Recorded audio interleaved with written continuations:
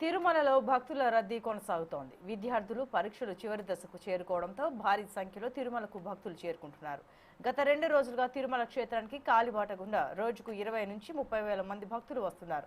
శనివారం నాడు 85,450 మంది భక్తులు శ్రీవారిని దర్శించుకున్నారు. 4,21,00,000 రూపాయలు భక్తులు కానుకలుగా సమర్పించారు.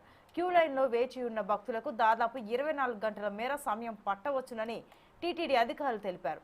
మాతృశ్రీ తరిగొండ వెంగమాంబ అన్నప్రసాద భవనం, తిరుమలలోని అన్నప్రసాద కౌంటర్లు, నారాయణగిరి ఉద్యానవనాలతో పాటు భక్తుల రద్దీ అధికంగా ఉండే ప్రాంతాల్లో ఆహారం, పాలు, త్రాగునీరు అందించేందుకు టీటీడీ విస్తృతమైన ఏర్పాట్లు చేసింది.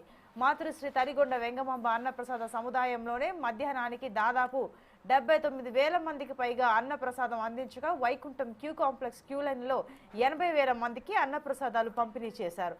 సాధారణం కంటే రెట్టింపుగా అన్నప్రసాదాలు అందజేశారు. భక్తుల రద్దీ కారణంగా 300 రూపాయల ప్రత్యేక ప్రవేశ దర్శనం టోకెన్లు, ఎస్ఎస్డి టోకెన్లు, దివ్య దర్శనం టోకెన్లు కలిగిన భక్తులు మాత్రమే తిరుమలకు రావాలని టీటీడీ అధికారులు విజ్ఞప్తి చేశారు.